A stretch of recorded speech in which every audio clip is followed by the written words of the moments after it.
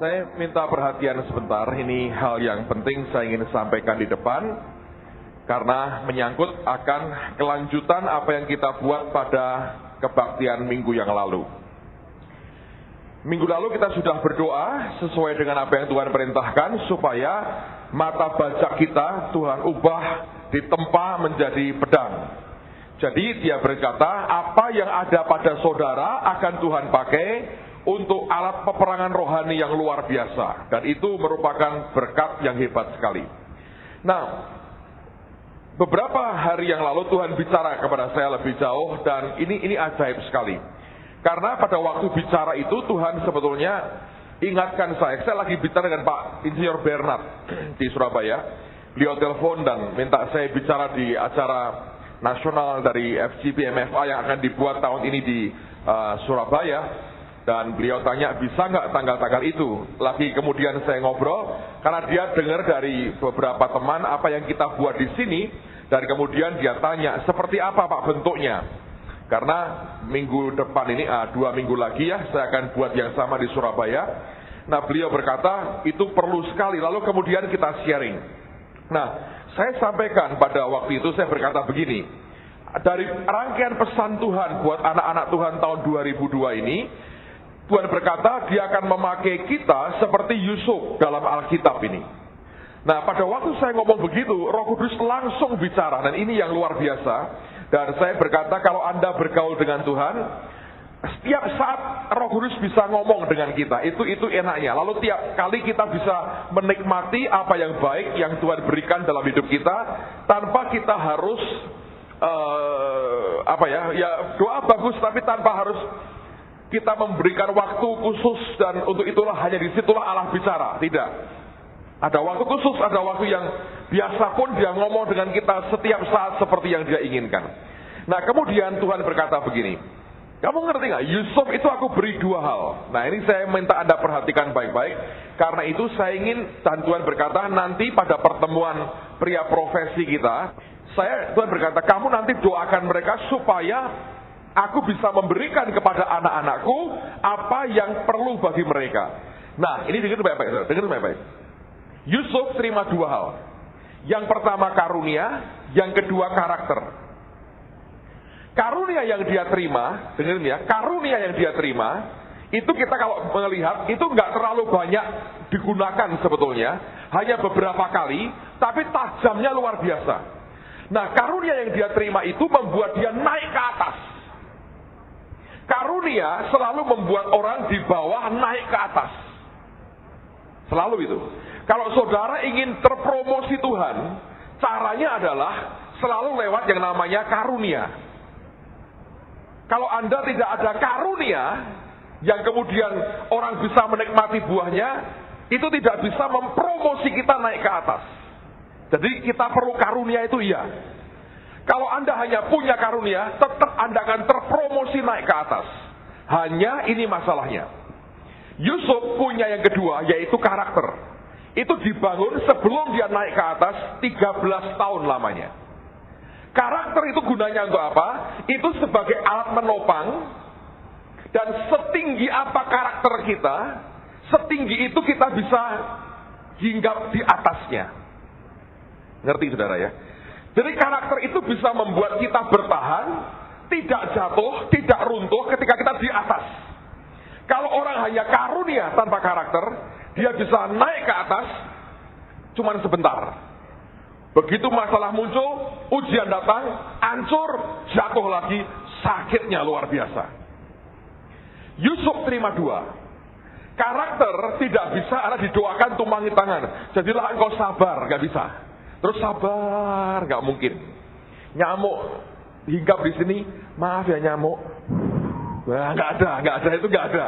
Itu nonsens. Didoakan tumpangi tangan lalu kemudian karaktermu berubah, itu nggak bisa. Itu harus ditempa, kata Alkitab. Itu yang butuh waktu lama. Tapi suka nggak suka, saudara harus punya itu. Kalau tidak, untuk apa dia naikin ke atas? Toh nggak lama Anda akan jatuh juga. Jadi gini nih, karakter itu seperti ini. Saya harap saya bisa memberikan gambaran ya. Kalau ini karunia, ini hidup kita ya, ini hidup kita ya. Ini karakter. Dibangun kan? Sampai di sini. Lalu Allah memberi karunia, Anda akan bisa melenting tinggi. Nanti ujungnya, di mana Anda bisa ketinggian saudara, tergantung karaktermu. Nanti itu hinggapnya di atas karakter kita. Edko berkata bahwa altitude kita, ketinggian kita, tergantung dari attitude kita, sikap hati kita. Jadi sampai di mana kita akan naik tinggi, tergantung dari karakter kita. Yusuf dibangun Tuhan 13 tahun, ketika Allah berkata, cukup, dia kerjakan karunia-Nya, dipertajam hari itu, tiba-tiba dia naik. Nah, karunia itu bahasa lainnya apa? Kalau Anda perhatikan, Yusuf itu orang yang lengkap. Dia seorang pegawai, betul. Dia punya atasan, namanya siapa? Firaun.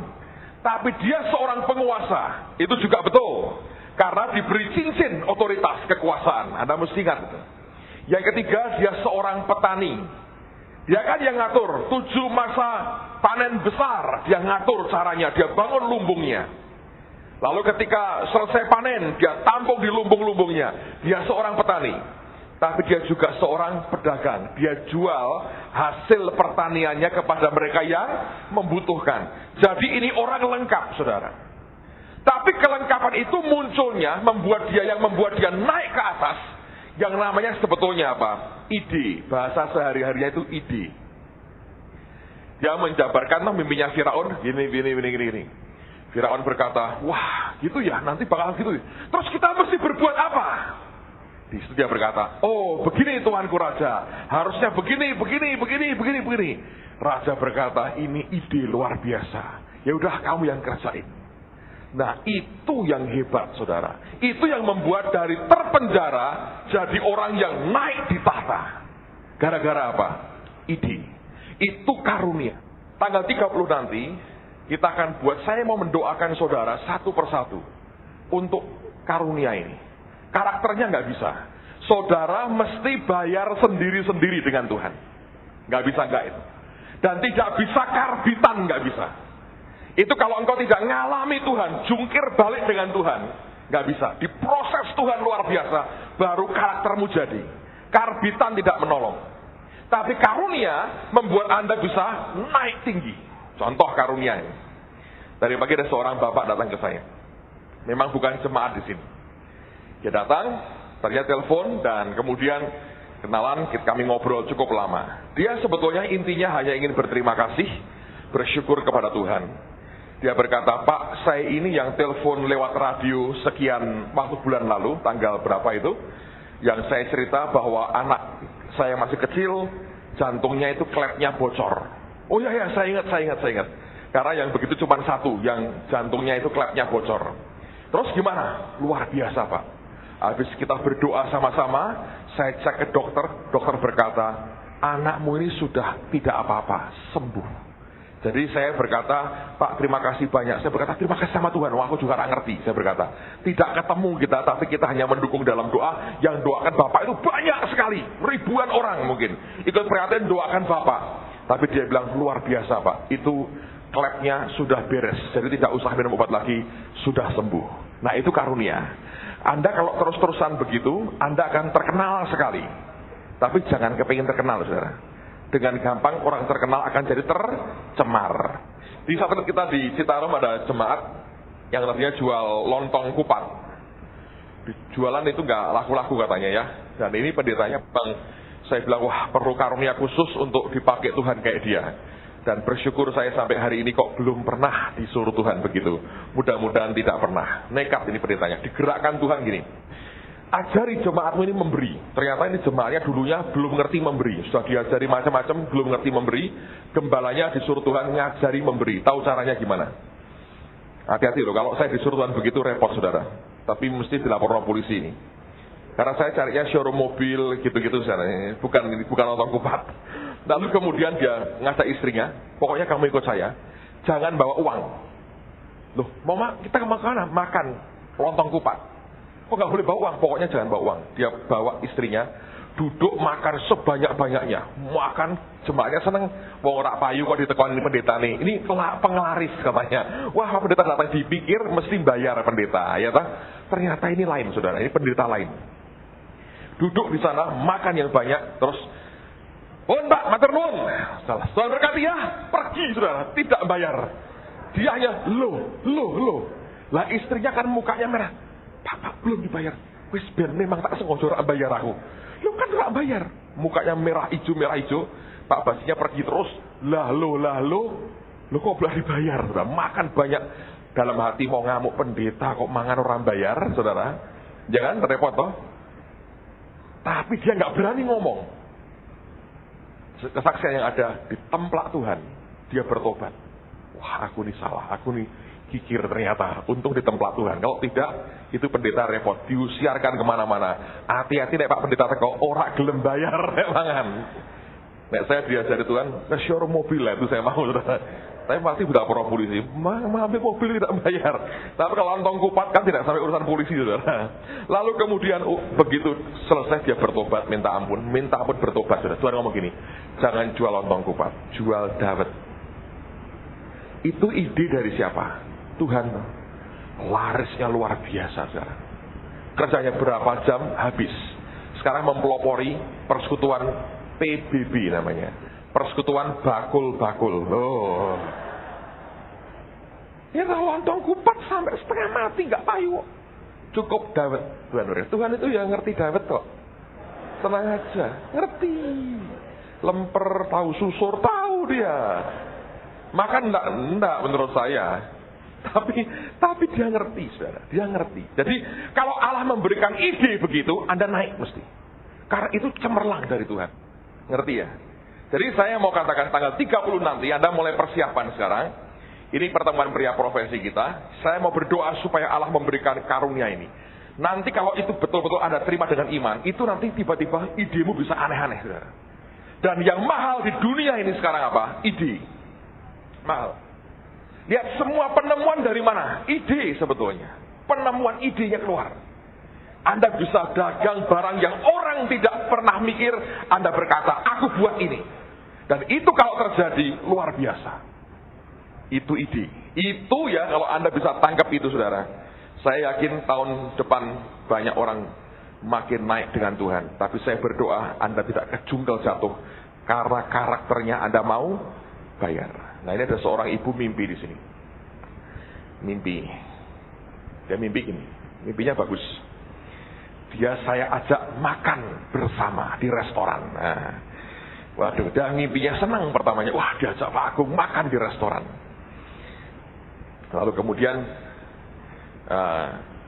sudah masuk rumah makan, pokoknya dia dengan keluarganya di belakang saya. Dengan beberapa keluarga makan. Siap makanan. Di dalam mimpi dia berkata, ini yang saya biasa makan. Makan. Semua siapkan, tapi nggak dimulai ternyata. Dia sudah siap mau makan, nggak dimulai. Lalu tiba-tiba saya pengumuman. Saudara-saudara, ini boleh dimakan, tapi bayar sendiri-sendiri katanya. Jadi ini tidak bayari, tapi bayar sendiri-sendiri. Jadi I pray, you pay. Saya yang berdoa, kamu yang bayar. Jadi masing-masing bayar sendiri. Kalau dia ngerti Tuhan ngomong gini, kamu boleh makan yang dia makan, tapi harus bayar sendiri. Jadi nggak bisa orang berkata, Pak bayarin dong. Maaf saudara, bayar buat diri saya sendiri sudah setengah mati. Anda harus bayar masing-masing dengan Tuhan. Ngerti ya? Jadi Anda tidak bisa. Tapi kalau Anda bayar dengan Tuhan, Anda bayar harganya ya, sedia, nanti kita akan ikuti firman Tuhan, Anda akan dibangun karakternya. Makin kuat karaktermu, makin ketinggianmu makin hebat di hadapan Tuhan. Dan itu yang sebetulnya Allah ingin berikan dalam kehidupan kita. Amen, saudara. Jadi saya berdoa tanggal 30 Anda siapkan hatimu. Saya percaya ini akan melahirkan suatu hal yang indah di hadapan Tuhan dan manusia. Alright, sekarang teruskan. Nah, tunggu. Iya, saya ingetin. Ya, Anda berkata, Pak, apakah betul ya? Itu kerjaan itu penting buat kita. Bukankah doa puasa itu penting, Pak? Ada orang Kristen yang rohani banget. Sampai tidak mau kerja. Ya, Yesus mau datang, Pak. Kerja nanti kalau dapat duit berat Pak, diangkat nggak bisa naik-naik. Jadi harus ringan kita. Tidak ada harta di dunia, tidak perlu. Nah, sekarang kita baca firman dulu lah. Sebelum masuk yang aslinya, yang utamanya. Titus pasal 3, ayat yang ke-14. Kenapa Tuhan memang mau memberkati kita? Karena ada reasonnya. Dan Tuhan mau pekerjaan kita berhasil, karena juga ada reasonnya. Titus 3:14. Yang sudah ketemu katakan amin. Oke, kita baca sama-sama. 2, 3. Dan biarlah orang-orang kita juga belajar melakukan pekerjaan yang baik untuk dapat memenuhi keperluan hidup yang pokok, supaya hidup mereka jangan tidak berbuah. Jadi kalau Anda itu tidak punya kerjaan, jangan berkata rohani loh saudara. Ngerti ya? Alkitab berkata orang-orang kita ini mesti diajari supaya mereka melakukan pekerjaan yang baik untuk memenuhi hidup yang pokok mereka. Nah, hidup pokok setiap orang itu lain-lain. Tapi pokoknya kebutuhan basic needs saudara terpenuhi dari kerja yang baik. Supaya apa? Alkitab berkata, supaya hidup mereka jangan tidak berbuah. Jadi perkara rohani juga bisa terkendala oleh karena hal-hal yang jasmani. Kenapa Tuhan mau kita diberkati? Oleh karena kalau itu tidak terjadi, Anda tidak bisa menghasilkan untuk kebutuhan pokokmu minimal, maka hidupmu tidak berbuah. Ngerti ya? Jadi kalau Anda tidak punya kerjaan, hari ini tak ajari doanya. Titus 3:14. Tuhan Alkitab berkata begini, engkau kan mau aku berbuah, kasih dong kerjaan supaya tidak menghambat buah dalam hidupku. Nanti kan dikasih kerjaan. Tapi minta yang sesuai dengan kehendak Tuhan. Amen, saudara. Oke, sekarang kita kembali kepada apa yang Tuhan taruh di hati saya. Yoel pasal yang ketiga. Ayat 12, 13 dan ayat yang ke-14. Baiklah bangsa-bangsa bergerak dan maju ke lembah Yosafat. Sebab di sana aku akan duduk untuk menghakimi segala bangsa dari segenap penjuru. Ayunkanlah sabit sebab sudah masa tuaian. Marilah iriklah sebab sudah penuh tempat anggur, tempat-tempat pemerasan kelimpahan, sebab banyak kejahatan mereka. Banyak orang di lembah penentuan. Ya, sudah dekat hari Tuhan di lembah penentuan. Nah, perhatikan. Kata lembah Yosafat ternyata dikatakan Alkitab sebagai lembah penentuan. Lembah Yosafat itu apa sebetulnya? Nah, banyak orang tidak ngerti, bertanya, Pak, lembah ini apa sebetulnya? Yang sampai Alkitab berkata itu merupakan the valley of decision atau lembah penentuan. Apa maksudnya? Di mana lembah Yosafat yang Tuhan maksud itu apa? Nah, kalau Anda mau mengerti peristiwa lembah Yosafat, lihat di 2 Tawarikh pasal yang ke-20. 2 Tawarikh pasal yang ke-20. Di rumah tolong Anda baca mulai ayat yang pertama supaya pemahamanmu lengkap. Malam ini karena waktu kita baca ayat 25 dan ayat 26. Nah, sebelum dibaca saya ceritakan dulu. Moab menyerang akan Yosafat dengan tentara yang sangat besar. Dia ketakutan, dia puasa, dia cari Tuhan. Allah berfirman, barisan pemuji di depan. Nyanyi saja bagi dia. Ternyata waktu mereka memuji Tuhan, Allah berperang ganti mereka. Musuh dihabisin semua. Nah, ayat ini merupakan klimaksnya, ayat 25 dan 26. Lalu Yosafat dan orang-orangnya turun untuk menjarah barang-barang mereka. Mereka menemukan banyak ternak, harta milik, pakaian, dan barang-barang berharga. Yang mereka rampas itu lebih banyak daripada yang dapat dibawa. 3 hari lamanya mereka menjarah barang-barang itu karena begitu banyaknya. Pada hari keempat mereka berkumpul di lembah pujian. Di sanalah mereka memuji Tuhan dan itulah sebabnya orang menamakan tempat itu lembah pujian hingga sekarang. Nah, perhatikan. Penjarahan yang luar biasa itu membawa mereka ke lembah itu. Lembah pujian itulah yang disebut sebagai lembah Yosafat. Tetapi kalau Anda cek dalam bahasa Inggrisnya, bukan dikatakan the valley of praise, tapi dikatakan the valley of barakah. Nah, kata barakah itu juga artinya pujian, betul itu. Di Bali ada lembah pujian, tempatnya Pak Arifin, ada gereja Betani dan kompleks kecil perumahan orang-orang percaya. Ada lembah pujian, diambil dari dua tawar ini. Tetapi sebetulnya kata the valley of barakah, di samping artinya pujian, kata barakah dalam bahasa Ibrani, bahasa Arabnya itu barokah. Ngerti saudara? Nah, kata barokah bahasa Arab, bahasa Indonesianya apa? Berkat atau kelimpahan. Jadi sebetulnya, nah ini yang Anda mesti perhatikan. Penentuan kehidupan banyak orang percaya sebetulnya bukan waktu mereka sengsara. Karena kebanyakan orang ketika susah, dia berpegang kepada Allah itu luar biasa.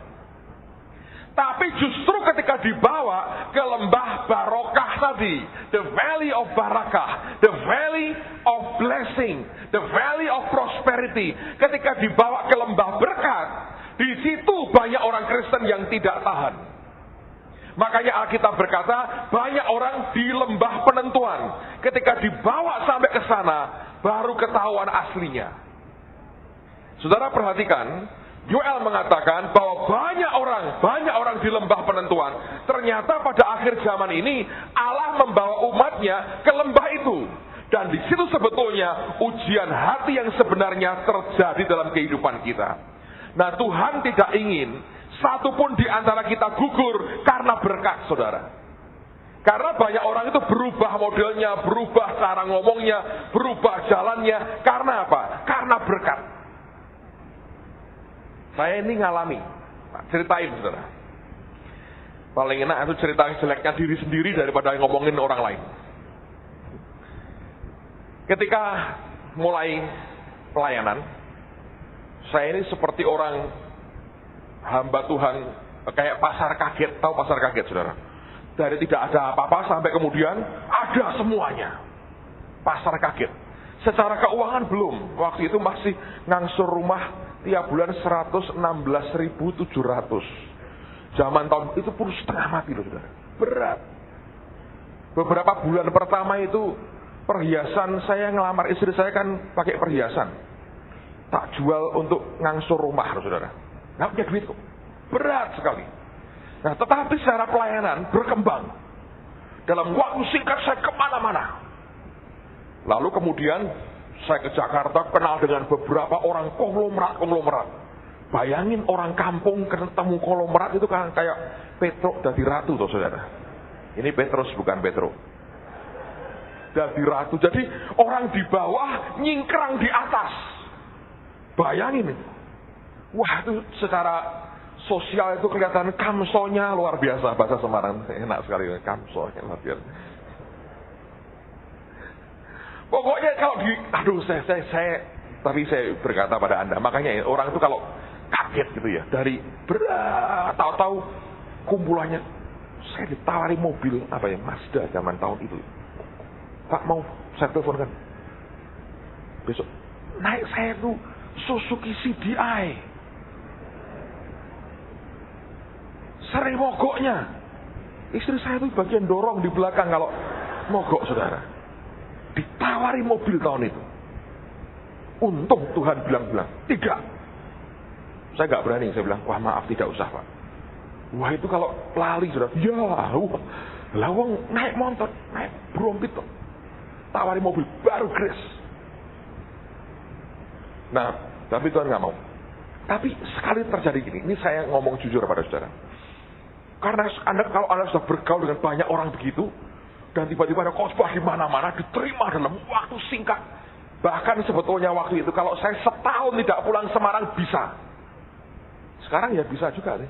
Setahun tidak pulang Semarang, tak terima semua jadwalnya bisa.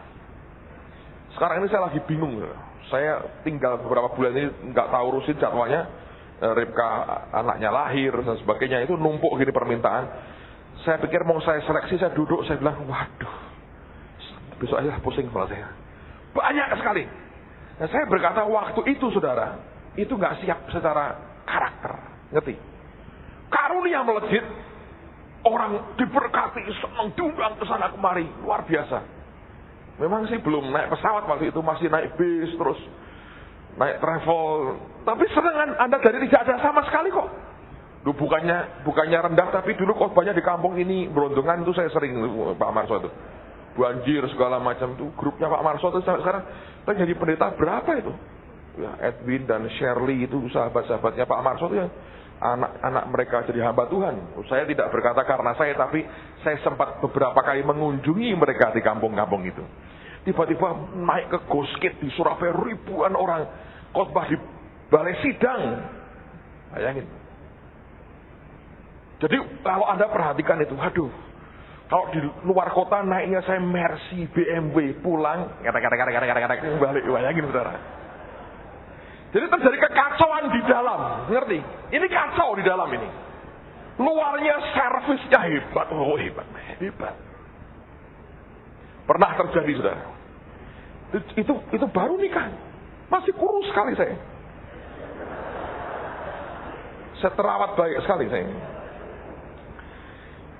Lalu kita diundang di balai sidang khotbah. Bayangin nih, itu kayak kontes Miss World saudara. Panitia ngomong gini, para hamba Tuhan silahkan masuk ke depan. Kan dibagi dalam lokakarya workshop, maju. Orang berapa ya? 7-8 pendeta. Ada Ibu Sebaja juga, ada beberapa hamba Tuhan yang saya kenal.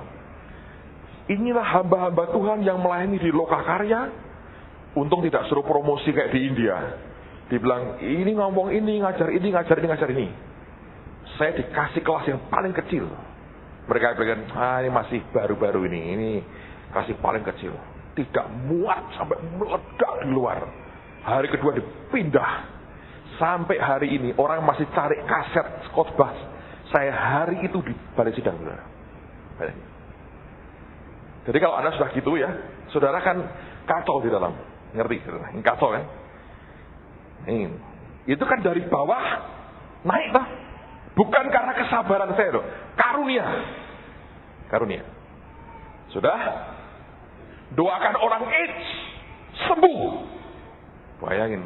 Wah, ini kayak saya berkata, wah, luar biasa. Pokoknya Anda ngalami gitu. Satu hari saudara. Ingat nih. Ini struggle di hati. Gejolak di hati. Dan kadang-kadang kalau sudah begitu, sekarang sombong ya. Dalam hati kan sombong. Lalu keluarnya apa? Dari cara ngomong kita. Satu hari ada teman saya, beberapa teman datang ke rumah saya. Satu di antaranya naik sepeda motor. Warna hijau. Sudah jelek sebetulnya. Tapi jelek lah. Dia naik. Ngobrol di rumah. Ada teman lain datang juga ke rumah. Kami ngobrol di luar. Bertiga, saya, teman yang punya motor hijau, dan satu lagi. Saya cerita, di satu kota ada orang diberkati Tuhan.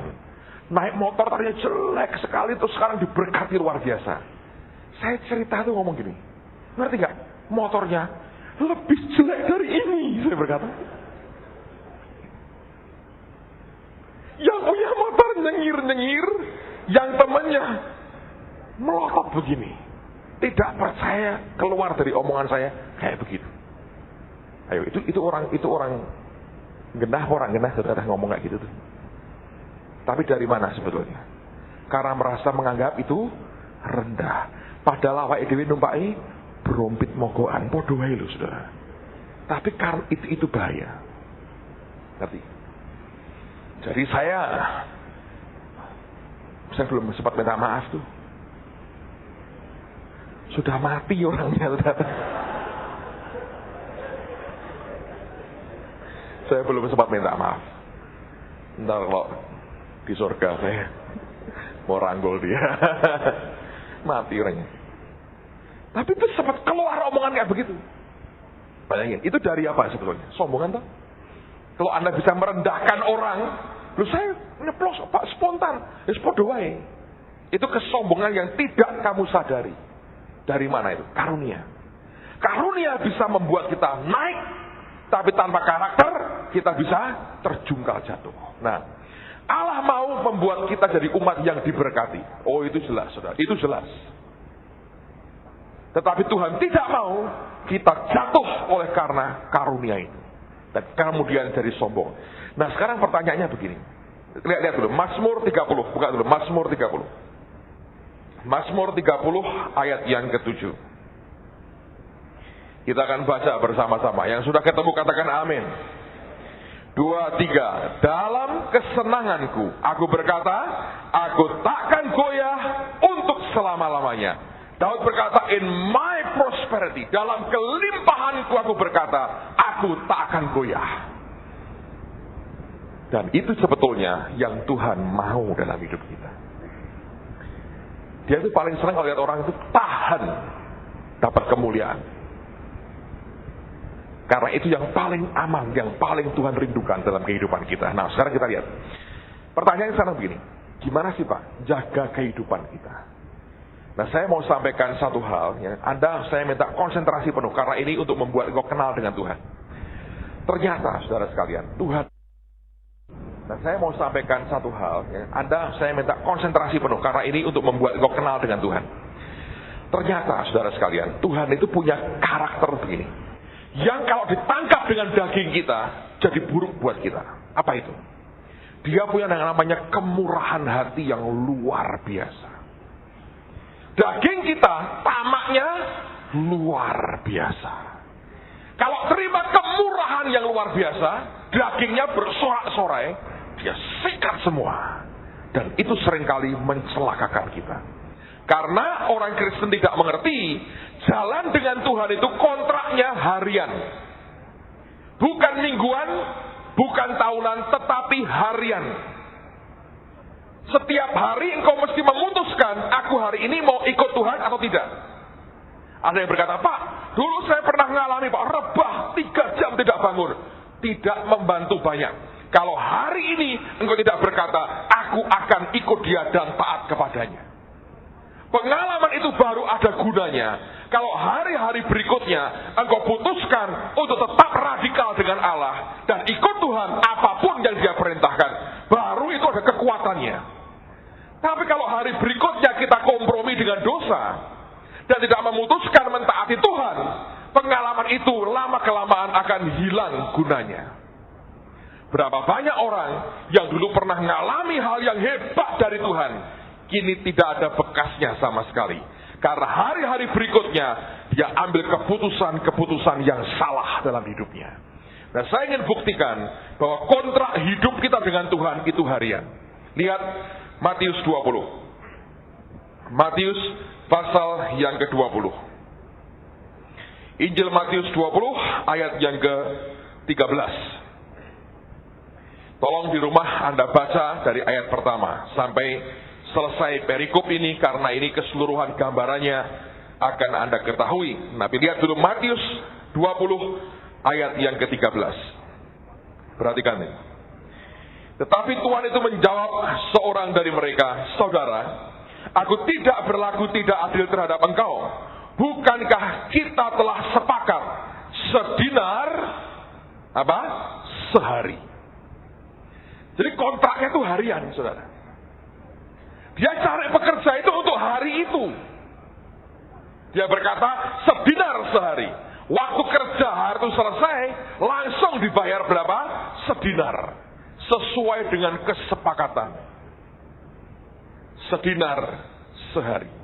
Dia kontraknya harian. Nah, Yosua pasal pertama. Saya mau tunjukkan kepada Anda, ini bagian yang kita mesti hati-hati. Yosua pasal yang pertama. Supaya kebaikan Tuhan jangan disalahgunakan secara tidak benar. Yosua pasal pertama, lihat ayat yang pertama sampai dengan ayat yang ke-9. Perhatikan. Sesudah Musa hamba Tuhan itu mati, berfirmanlah Tuhan kepada Yosua bin Nun abdi Musa itu demikian. Hambaku Musa telah mati. Sebab itu bersiaplah sekarang, seberangilah sungai Yordan ini, engkau dan seluruh bangsa ini menuju negeri yang akan kuberikan kepada mereka, kepada orang Israel itu. Perhatikan, setiap tempat yang akan diinjak oleh telapak kakimu, kuberikan kepada kamu. Seperti yang telah kujanjikan kepada Musa. Ini hebat. Ada nginjek sesuatu, jadi luar biasa.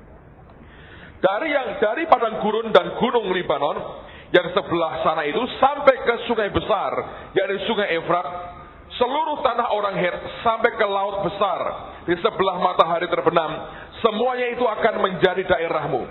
Seorang pun tidak dapat bertahan menghadapi engkau seumur hidupmu. Seperti aku menyertai Musa, demikianlah aku akan menyertai engkau. Aku tidak akan membiarkan engkau dan tidak akan meninggalkan engkau. Kuatkan dan teguhkanlah hatimu, sebab engkaulah yang akan memimpin bangsa ini, memiliki negeri yang akan kujanjikan dengan bersumpah kepada nenek moyang mereka, untuk diberikan kepada mereka. Hanya kuatkan dan teguhkan hatimu dengan sungguh-sungguh, bertindaklah hati-hati sesuai dengan seluruh hukum yang telah diperintahkan kepadamu oleh hambaku Musa. Janganlah menyimpang ke kanan atau ke kiri, supaya engkau beruntung kemanapun engkau pergi. Janganlah engkau lupa, perhatikan ini, memperkatakan kitab Taurat ini, tetapi renungkanlah itu siang dan malam. Siang dan malam artinya setiap hari. Supaya apa? Ada gunanya ini. Supaya engkau bertindak hati-hati sesuai dengan segala yang tertulis di dalamnya. Sebab dengan demikian perjalananmu akan berhasil dan engkau akan beruntung. Bukankah telah kuperintahkan kepadamu, kuatkanlah dan teguhkanlah hatimu, janganlah kecut dan tawar hati, sebab Tuhan Allahmu menyertai engkau kemanapun engkau pergi. Nah, perhatikan, Tuhan itu kalau kerja gini, saudara, Dia berikan gambarannya, blueprintnya, cetak birunya, Dia berkata, aku mau engkau garap ini. Ini rencanaku buat hidupmu. Oke? Dan untuk itu, aku akan memberkati engkau. Kalau engkau makin kupercayai, aku berikan uang muka makin besar. Lalu kita diuji beberapa saat, Dia berkata, oke, kamu siap. Aku masuk rencana Tuhan, Dia kasih uang muka. Nah, kalau bos dunia, uang mukanya sekian %. Tuhan itu gila-gilaan kalau memberi. Boom! Ini, untuk kerja sekian belas tahun, Anda diberi 2 tahun gaji, langsung, boom! Jadi begitu kerja sedikit, dapatnya banyak sekali. Padahal Dia mengevaluasi kita itu harian, saudara. Nah, ini bahayanya. Kita berpikir Dia sudah memberi aku uang untuk sekian tahun. Berarti sekian tahun ini aku aman. Tidak mungkin Dia pecat aku. Salah, saya beritahu.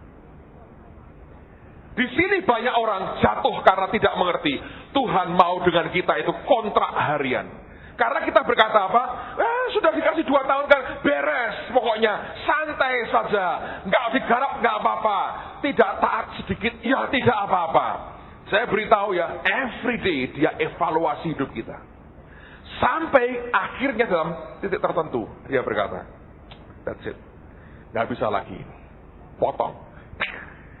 Nah, ketika dipotong, jatah uang yang engkau terima atau berkat yang Allah beri sudah terlanjur diberi, dan Allah itu murah hati. Dia tidak langsung tarik, langsung Anda mendadak, tidak, dibiarkan. Engkau berkata, loh, buktinya masih ada kok uangnya. Iya, karena itu pemberian dari jatahmu pertama. Tiba-tiba setelah akhir tahun kedua, geblak, dor. Semua orang bingung, loh. Dari begitu keren hebat kok mendadak begini. Karena tidak sadar kontraknya dengan Tuhan itu harian. Yosua, dia berkata apa? Aku berikan Kanaan yang kau injak dengan kakimu, aku berikan kepadamu. Aku menyertai engkau seperti aku menyertai Musa. Tidak ada orang yang tahan berhadapan dengan engkau. Tapi dia berkata, kamu mesti hati-hati Yosua, supaya engkau tidak menyimpang dan kemudian engkau beruntung. Kalau engkau hati-hati, engkau beruntung. Nah, untuk hati-hati, renungkan firman ini. Kapan? Siang dan malam. Berarti tiap hari ambil keputusan untuk berkata, aku mau lihat hukum Tuhan supaya aku hati-hati. Itu merupakan kontrak harian, saudara. Kalau seminggu kau tidak lihat akan hukumnya, engkau lupa, khilaf, tidak hati-hati, engkau mulai nyimpang, keberuntunganmu hilang, semua tadi tiba-tiba lenyap dalam kehidupan kita. Saya belajar ya, saudara sekalian, ini hal yang serius sekali untuk menyiapkan saudara. Satu hari kalau Allah berkati Anda luar biasa, saya beritahu demi kasih Tuhan, saudara sekalian, jangan jatuh karena karakter kita tidak mampu menopang. Tadi Tuhan ingatin saya begini, soal kerjaannya, saya kembali sedikit, saudara. Anda tahu bahwa tanah Kanaan itu dikenal sebagai tanah yang berlimpah-limpah apa dan apanya? Susu dan madu. Anda mikir gak bahwa untuk Anda dapat susu tidak bisa Anda gali tanah keluar susu, nggak bisa. Anda mesti mengusahakan apa? Ternak, ngerti? Lalu kalau madu dapat dari mana? Motong kayak pohon karet gitu, keluar madunya? Bukan, dari sarang lebah. Jadi susu madu itu kerja. Jangan enak-enakan susu madu. Nah, itu lengganan. Susu sapi nasional itu, saudara.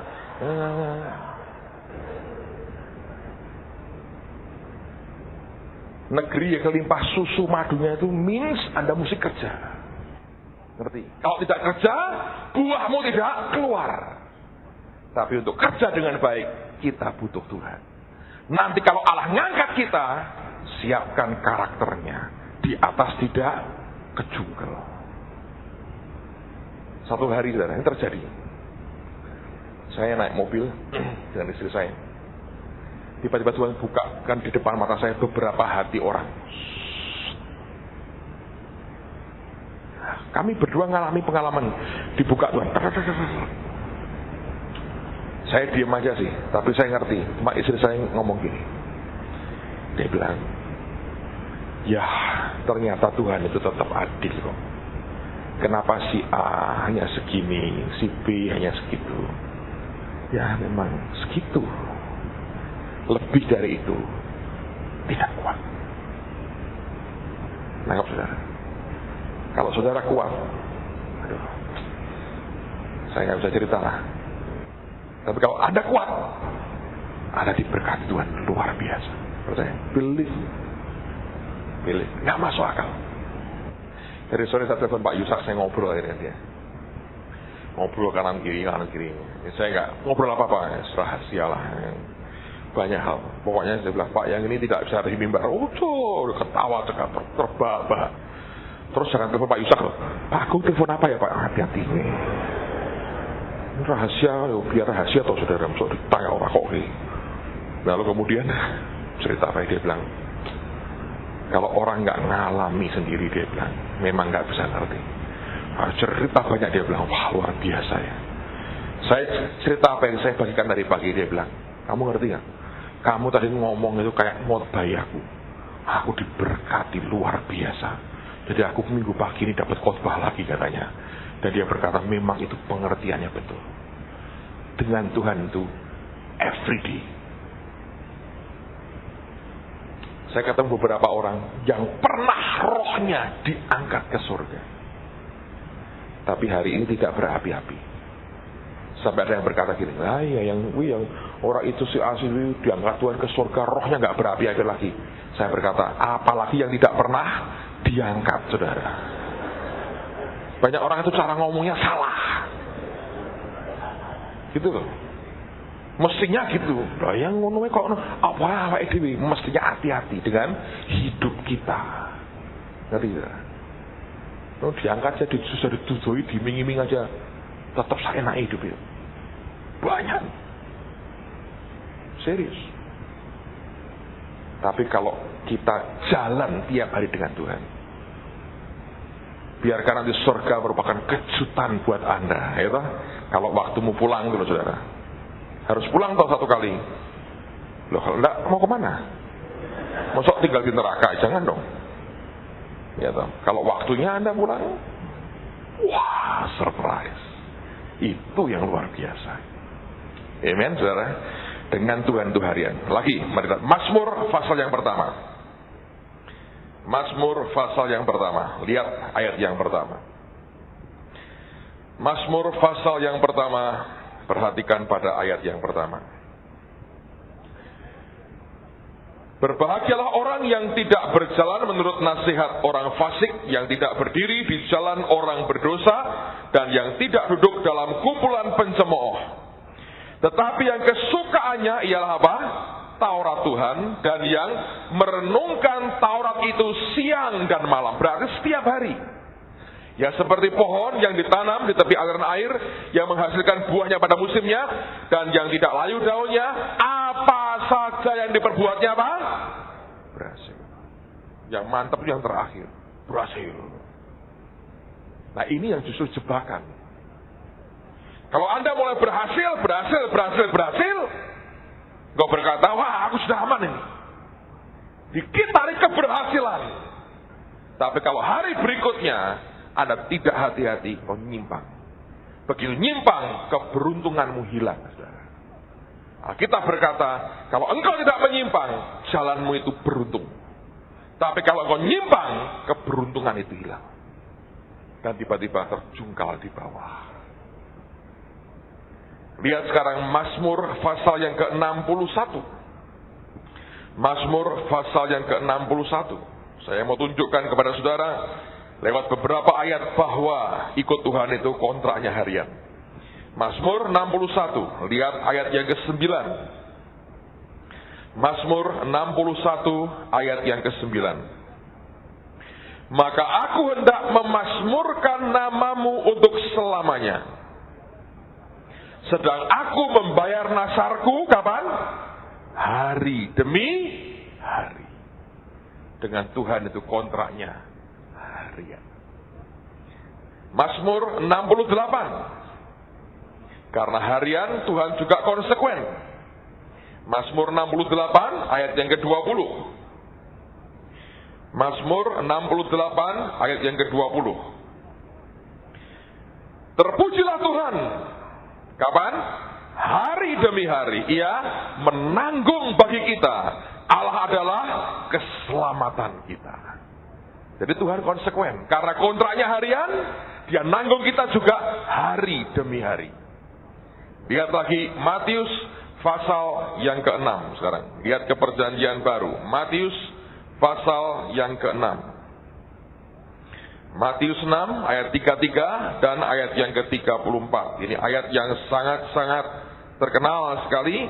Kita lihat Mazmur 6 ayat 33 dan 34. Tetapi carilah dahulu kerajaan Allah dan kebenarannya, maka semuanya itu akan ditambahkan kepadamu. Sebab itu janganlah kamu khawatir akan kapan? Hari besok.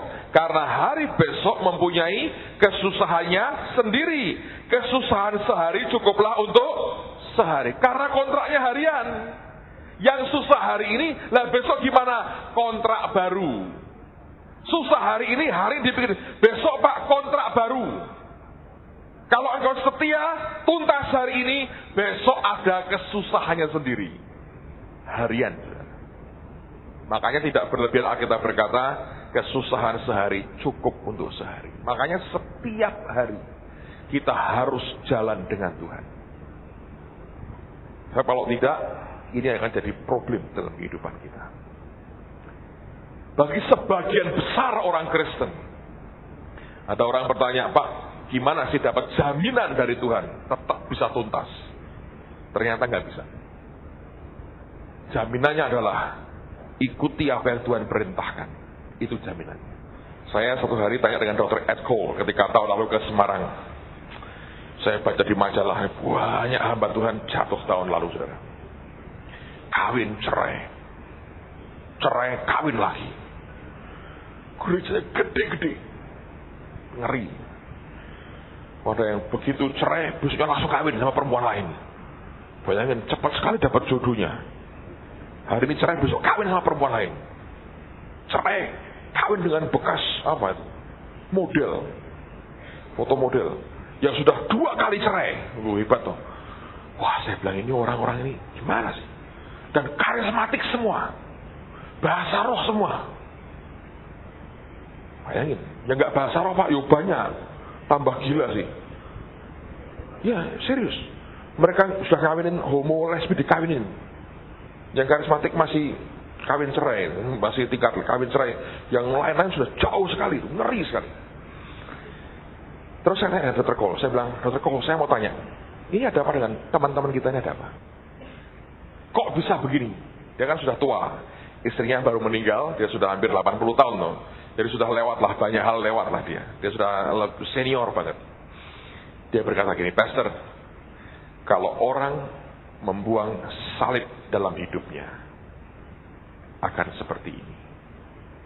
Karena salib mengingatkan kita akan kemurnian Tuhan dan matikan daging setiap hari. Tapi kalau itu hilang dalam kehidupan kita, jatuh pasti. Tapi, dan ini nggak gampang. Saya akui tidak mudah. Saya cerita lagi lah. Saudara kan ngerti, beberapa tahun lalu kan saya banyak bicara tentang keuangan, biblical economics. Ternyata Tuhan tidak mau, bukan karena beritanya salah, bukan. Tapi karena bukan bagian saya. Nah rupanya, banyak anak Tuhan tidak sejahtera. Saya banyak khotbah soal keuangan secara alkitabiah. Tetapi, sebagian besar yang tidak sejahtera tidak berani ngomong. Tidak sejahtera, tapi gini, dia kan hamba Tuhan. Mestinya ya peka. Mungkin aku yang salah, dia yang betul. Tapi banyak ternyata. Baru setelah saya ngaku saya keliru, iya benar Pak, saya kerasa telat, saya berkata. Dulu tidak ngomong, tidak berani Pak. Itu bahaya. Ada yang berani mau ngomong.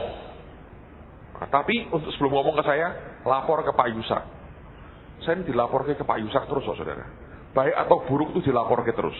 Pikir ini nanti bakalnya saya ngomongin saya. Padahal ini hamba Tuhan kalau nggak disuruh Tuhan juga nggak ngomong. Nah ini orang ini telepon ke Pak Yusak. Pak Yusak, aku nggak sejahtera. Tak telepon dia, tak omongin ya. Ya aku doain dulu ya. Habis didoain, dibel balik dia omongin. Tuhan berkata, tidak boleh. Kamu tak ancam ya. Awas kalau kamu telepon dia, tegur dia. Tak ancam loh kamu, awas kamu. Kamu nanti nanggung akibatnya berani negur dia. Yang tidak berani negur ya tidak negur. Yang mau negur diancam Tuhan tidak boleh. Bayangin. Makanya kalau Anda tidak berdoa, paksakan rencanamu dalam hidupku, Anda mesti kejungkel. Caranya gimana? Cuma saya berkata ya, jaminan Tuhan itu hebat, saudara. Waduh, saya sampai berkata Tuhan, kalau bukan kau jamin saya tidak mungkin. Mesti melenceng. Karena ini berita benar, hanya Tuhan berkata, bukan jatahmu. Aku tidak mau kamu masuk di areal itu. Itu jatahnya orang lain, bukan kamu. Saudara ngerti yang terjadi? Saya ke Bandung dengan Pak Adi Sutanto, diminta seminar soal yang sama. Saya berangkat dengan tenang, tidak berpikir apa-apa, sampai di Bandung, masuk di hotel, taruhkan koper, belum ganti pakaian, saudara. Itu keinginan untuk ngomong soal keuangan alkitabiah diambil Tuhan. Hilang. Jadi saya sampai kayak orang bengong loh. Tidak ingin ngomong itu. Bayangin. Kalau Anda mau khotbah tapi tidak ingin. Gimana? Mau ngomong apa? Nggak bisa ngomong saya ngebet. Waduh saya wah keliru. Bener omongan istri saya. Tuhan tidak mau.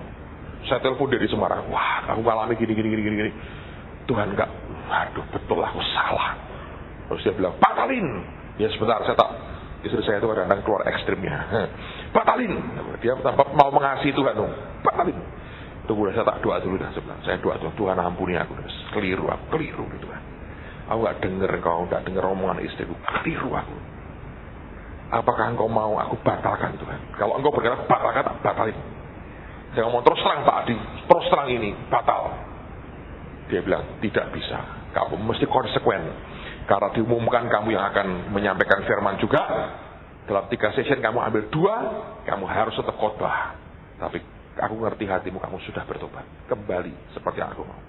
Anda tahu 2 hari khotbah itu ya, ngomongnya ngomong biblical economics, hatinya berkata, ampuni aku Tuhan, ampuni aku Tuhan. Untung nggak keceplos, saudara-saudara, ampuni aku Tuhan. Untung nggak gitu, saudara. Bayangin. Ketika persembahan gede hasilnya. Bayangin. Itu sudah dalam kondisi begitu loh, saudara. Tapi saya belajar ya, bahaya kok. Kalau kita tidak berpaut kepada Tuhan dan bukan karena kasih karunia. Makanya setiap hari, saudara saya beritahu saudara, jalanlah dengan Tuhan, nempel, melekat sama Dia. Gampang orang jatuh, saudara. Gampang. Dengan gampang kita jatuh. Tapi kalau kita bisa mengerti, Tuhan mau kita menikmati dari Dia tanpa kejatuhan. Setiap hari kita akan memutuskan yang benar. Amen. Ayat terakhir 1 Korintus pasal yang ke-15. Dan kita akan selesai dengan ini. 1 Korintus pasal yang ke-15. Ayat yang ke-31. Saudara-saudara, dia berkata, tiap-tiap hari aku berhadapan dengan maut. Demi kebanggaanku akan kamu dalam Kristus Yesus Tuhan kita, aku katakan bahwa hal ini benar. Apa artinya ini? Dia berkata, tiap-tiap hari aku berhadapan dengan maut. Bahasa Inggrisnya bagus sekali. I die daily. Aku mati setiap hari. Keputusan untuk berkata, aku mau pikul salib. Aku mau mati hari ini. Dalam nama Yesus Tuhan. Mati daging. Itu yang membuat kita bertahan. Dari hari ke sehari, saudara akan mengerti Tuhan itu punya maksud dan rencana yang luar biasa atas kehidupan kita. Amen. Tutup Alkitab, mohon kita berdoa bersama-sama.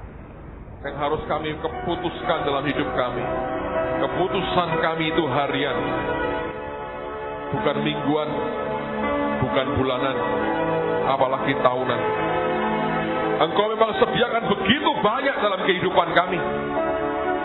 Tapi sebenarnya yang Engkau mau kami adalah memutuskan hari demi hari berjalan bersama dengan Engkau sendiri. Hamba berdoa, hamba ingin mintakan anugerah buat umat-Mu ini Tuhan di dalam nama Yesus. Bahkan berikan jaminan kepada umat-Mu Tuhan. Kalau boleh semua terima jaminan daripada Tuhan. Sehingga setiap kami bisa selesai sampai garis akhir dan menikmati akan anugerah Tuhan yang luar biasa. Sekali lagi memintakan anugerah dan kasih. Ya, Engkau sungguh mengasihi mereka. Saya dengar saudara Tuhan berkata kepada saya, aku mengasihi mereka. Aku mengasihi mereka. Aku mengasihi mereka. Ya Tuhan, kami percaya kasih-Mu luar biasa. Biar pagi ini tidak ada orang yang tidak merasakan dekapan kasih-Mu itu Tuhan. Dan bukankah kasih-Mu itu cukup untuk menopang kami sampai ke garis akhir?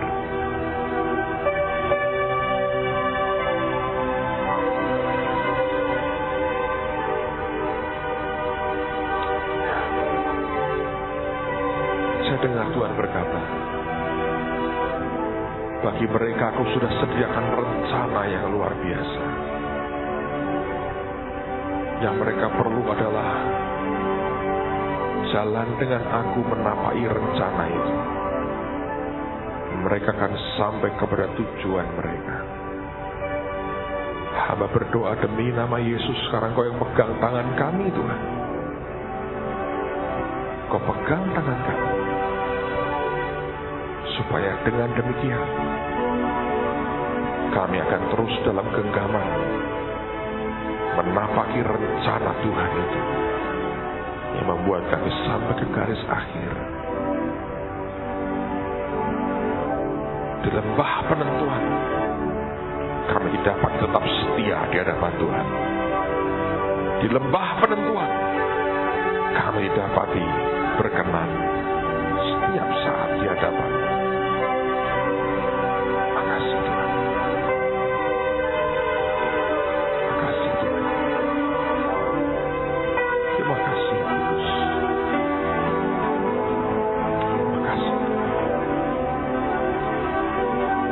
Siapkan hati kami terima tubuh dan darah.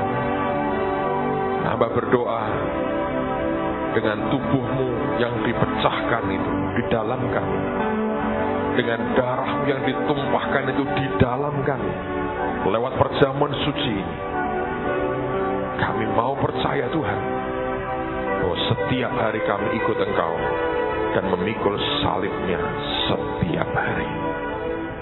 Sebagaimana Engkau pikul salib, kami juga pikul salib setiap hari. Dan karena tubuh dan darah-Mu di dalam kami, itu memberikan kekuatan kepada kami ikut Tuhan dengan memikul salib kami. Berkati umat-Mu dalam nama Tuhan Yesus. Dalam nama Tuhan Yesus. Dalam nama Tuhan Yesus. Dalam hadirat Tuhan, Anda boleh duduk kembali dan siapkan hatimu terima tubuh dan darahnya.